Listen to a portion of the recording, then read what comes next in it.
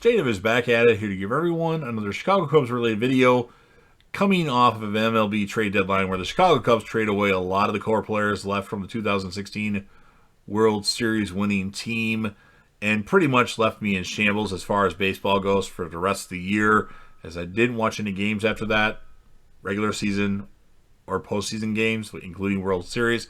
In fact, I'll go a step further. I didn't even know the Atlanta Braves won the World Series until about 3 days after that happened. Not a lot of people were talking about it, and I don't have MLB Network anymore, so I didn't know. But it is the offseason. Now, currently, we're in a lockout, but I'm going to discuss the retooling of the Chicago Cubs, who they've signed already, who could they sign, and the people that are on the team right now and where I see their fit as. So, if you didn't know, my name is Jason, otherwise known as J-Dev, and you, of course, are watching J-Dev TV, where I cover a lot of stuff, not just the Cubs. So if you're a fan of what I'm covering, make sure you hit that subscribe button, leave a comment, and like the video. It helps me out, and it doesn't take you very long. I understand if you don't. Let me know what I can do to make you do that, though. That would be appreciated. So let's address what the Cubs did at the trade deadline as far as who they traded away, just so we can talk about these players again and think of all the great memories that we had for most of these guys.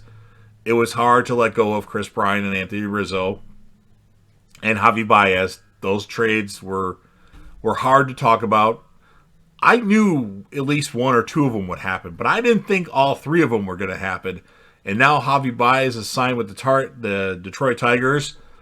I'm not sure if that's going to be a good fit for Javi, but best of luck with things. And Anthony Rizzo's still out there. Maybe there would be a way that we reunite with him, but I don't know. He's old. Maybe it's better that we don't have him anymore. I don't know. It sucked, though, because I wanted to see him finish his career with the Cubs, and I hope he still has something left in the tank at the end of his career. Would be nice to get him for a season as maybe a DH if the National League, which sounds like it will, gets the DH. So those three guys, those core players, were traded. In addition, we traded Trevor Williams, Jock Peterson, Andrew Chafin, Jake Marisnick, Craig Kimbrell, and Ryan Tepera.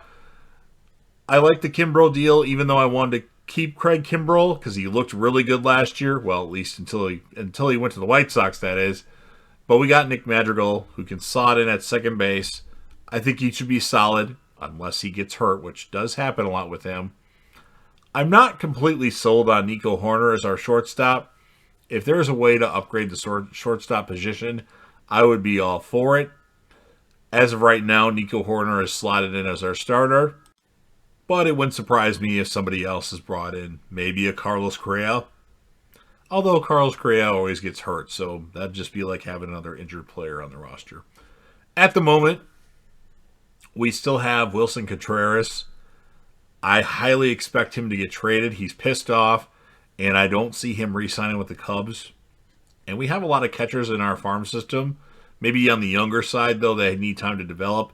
We have Miguel Amaya, although he's out for the season, most likely. If he comes back, it'll be really late in the season. And I fully expect, though, Contreras to get traded. We might even trade him to the Yankees. We get two of their higher-ranked prospects along with Gary Sanchez, is what I've heard. That wouldn't be so bad. I mean, if Contreras isn't going to stay with the Cubs, you might as well ship him out somewhere. Get the most value you can for him. I mean, the problem with waiting to the trade deadline to trade all these players, in my opinion, we didn't get very high-rated prospects. We got guys that were so young that they didn't have time to move up in the organization's prospect chart. So they're kind of unknowns of how they're going to produce. Like Pete Crow Armstrong, he's okay, but I think he was top 5, maybe top 8 with the Mets. But he hasn't even played a full minor league season yet. He's going to need like at least 2 to 3 years to even have a shot at the big league roster. So our window of guys coming up is going to be a while at this point right now. We do have another catcher, though, because Amaya is going to be hurt. Contreras might be traded. We did sign Yan Gomes to a 2-year deal. I think that's a solid move. If he produces a lot, you might want to trade him at the trade deadline and get as much value as you can for him.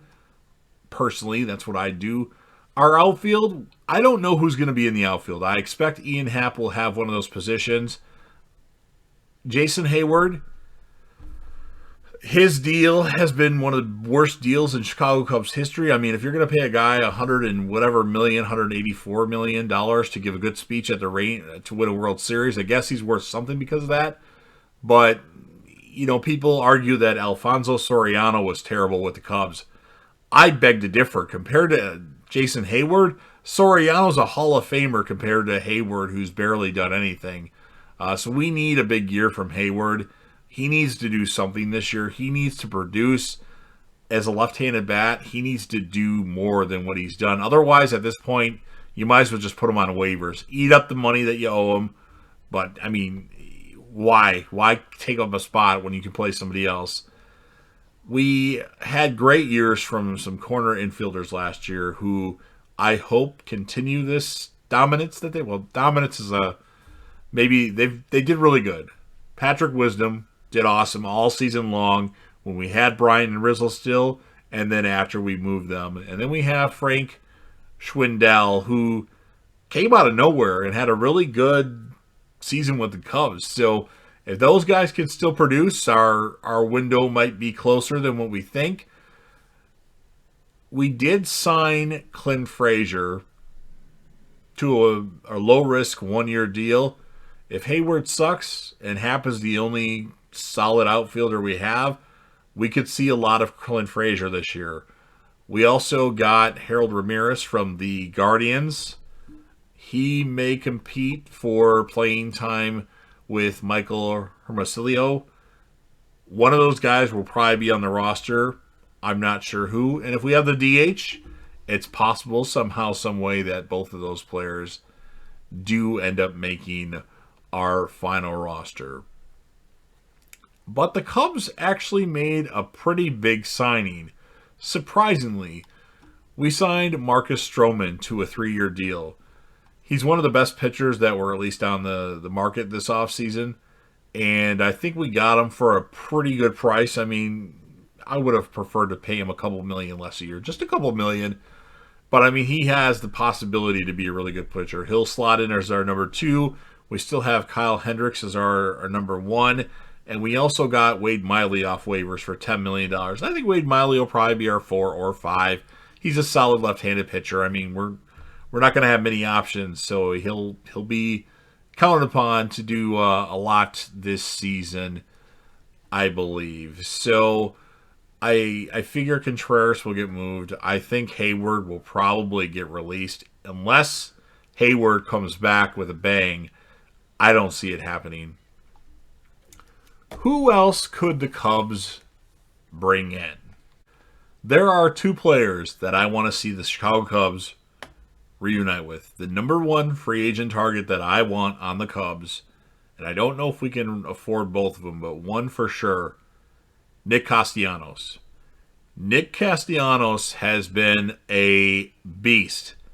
He's been on fire. The guy just hits. Now, maybe he's not the best defensively in the outfield, but he can play both corner positions in the outfield. Not sure if he can play for third base anymore, and I'm not sure if he has ever played first base. But assuming the National League gets the DH in the new agreement whenever they end this lockout, I think he would slot in great as a DH for the Cubs and play outfield like 1 or 2 days a week, possibly, just to stay, relatively consistent in the outfield. I mean, I don't care what he wants. He's been legit. Pay that man his money. Have one good player as a hitter that's paid a lot on the team. Well, I don't count Jason Hayward as a good hitter, by the way. So that would be my number 1 free agent signing as far as a hitter goes. My number 2, and I don't think we can afford both of them, but I would love to see the Cubs reunite with Kyle Schwarber. Now, Schwarber, his Cub history, he either does a lot or does little to nothing. And it's unfortunate. I was a little surprised that the Cubs didn't offer him a deal last season, but, they wanted to part ways with one of their guys. They were starting to rebuild. They didn't bring back Schwarber. They traded Hugh Darvish. They did little things, but then they started real good. It's like, whoa, we might have a chance this year. Yeah, didn't happen. So Schwarber wants approximately $20 million per season for 3 years.